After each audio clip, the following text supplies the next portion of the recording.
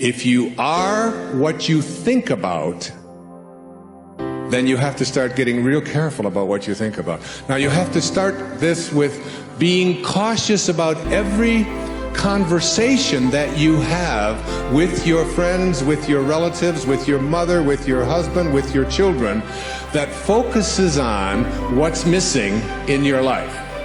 Because if you want to attract something into your life, something good, something grand, something godlike, something prosperous, something of well-being, health, whatever it might be, if you want to attract it into your life, but you're talking about what's missing and thinking about what's missing, and you understand that what you think about is what expands, you will continue to expand more of what's missing, and you'll continue to attract what's missing in your life.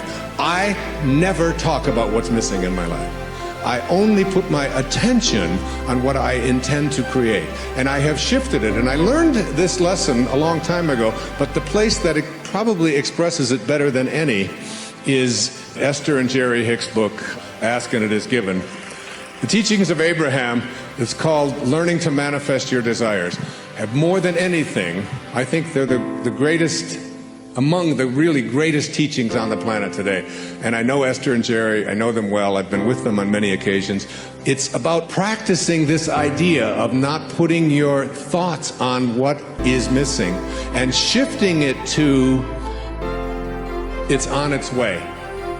It's on its way. It's on its way. 4 words, just get them tattooed someplace inside of you. Whatever it is that you would like to attract into your life, know that it's on its way. And I want to say to you that as you begin to get your thoughts more harmonized with Tao thinking, that is, with the thinking of the source, the thinking of God, that which always has been, that which does nothing but leaves nothing undone. As you begin to more and more harmonize in this way, what happens is that you start elevating your thoughts so that the habit of how you think becomes more harmonized. Rather than a polarity with what you want to attract, it becomes harmonized with it, and it becomes your natural way of how you think all the time. And you start then beginning to teach your children the same way of thinking. So you just catch them when they start saying things like, oh, with my luck it won't work out. Why have any of us ever learned to say, with my luck, and having it mean things aren't going to work out? Why wouldn't you say, and just have it as your habit, with my luck, it'll probably show up faster than it normally does? Why not have that kind of a way? Because here's what happens. As you begin to shift the way that you think and have an anticipation that this thing is going to work out for you, you can only act upon your thoughts. And as you get these higher and higher thoughts, what happens is that the thought is now more aligned with what it is you want to attract, and then you start acting upon that thought. And as you start acting upon the thought that it will work out, that it's probably on its way, you start to see how this whole system all works. In other words, call it the universe, whatever you want, begins to conspire with you. It begins to act almost where you suddenly become a collaborator with fate.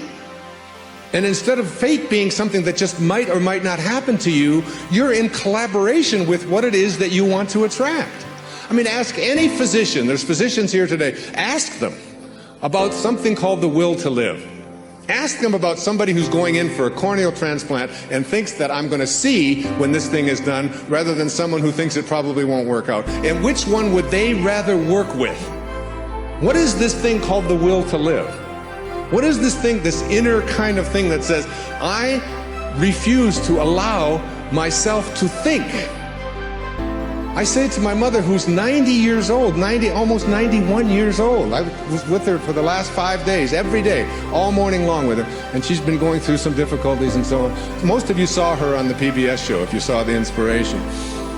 She has always said to me how she was going to die. She said it to me when she was 60. what her death was going to look like. But she was going to die in her sleep, and it was going to be, it was going to be a peaceful thing, and she was going to do it when she was ready. When she was ready, she would leave, and she would know when it was time. And she says, don't think it's time. I said, well, you got a hangnail there. Maybe we should just move on with this. And she said, no, I'll tell you when I'm ready. But she has always said, I will never allow Alzheimer's into my life. She's always said that is not something. She'll say things like, well, I can't remember this name quite as well as I did before, but that concept of it's just not anything that I've ever allowed myself to think is a possibility. And I said to her, well, what if you're wrong? She'll say, well, who'll know the difference? And they've done research on this, in studies on gerontology, where what does your life look like from 60 plus versus what does your life look like below from 60 down to into your 20s? That people who live a dynamic life into their 60s, 70s, 80s, and 90s, people who feel strong, who don't feel that getting older means that I have to in any way decline any place, physically or mentally. Getting older has nothing to do with the concept of declining. That when people are in their 20s and 30s and 40s and 50s, and this is their perception of what their life is going to be like when they're in their 60s, that those people have a much greater chance of not attracting the kinds of diseases that are so much age-related as do people who think of old as infirm and declining throughout their 20s, 30s, 40s, and 50s. That you change the way you believe about that and you say declining is not a possibility. I don't think about what's missing. You don't put your attention on what's missing. You don't tell other people about what's missing. And you don't tell other people about what you can't do and what isn't working and how terrible the world is. And the Tao teaches so much of it was written for leaders, people in positions of power. But I've translated all of that into your own level of leadership. And the great leaders are the ones who eschew violence.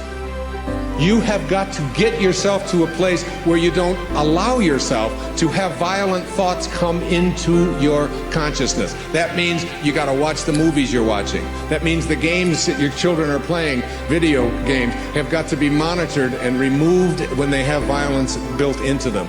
It means that you don't watch the news and you don't read the stories, endlessly reaffirming what a terrible place this world is. It is not a terrible place. It's a perfect place.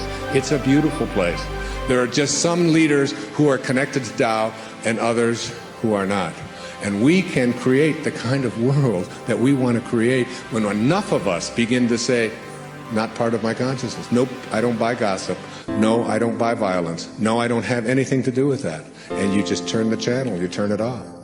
I pick up a Time magazine when I get on a flight and I go through and I say, I won't read the stories that involve killing. I won't read this. I don't need to hear any more about any more people blowing themselves up. I don't need to continue to have that as a part of my consciousness because I want to be someone who radiates out God-realized thinking. That's what I want to do. And I can't do that if I'm constantly being imbued with that. So I just go through the pages, and usually I say, oh, just threw away another $4.95. There's nothing in it to read. Every once in a while, good story about maybe Tiger Woods or something, but by and large, there's not much in there. And you don't have to fill yourself with that kind of energy. So you don't put your thoughts on what's missing. You don't put your thoughts on what always has been. You don't put your thoughts on what others want for you, unless you want more of what others want for you to continue to show up into your life. So that if you're having conflicts with anybody that's out there, you don't have to put your attention on any thought that is out of harmony with the relationship that you would like to have. It doesn't have to be. You can have a love story replace a hate story by just changing your thoughts in any moment of your life. As you'll see, some of you will see it this afternoon, as Katie works with some of you and does the work and teaches you to ask yourself these questions about how can you be sure? How can you be sure that that thought is true?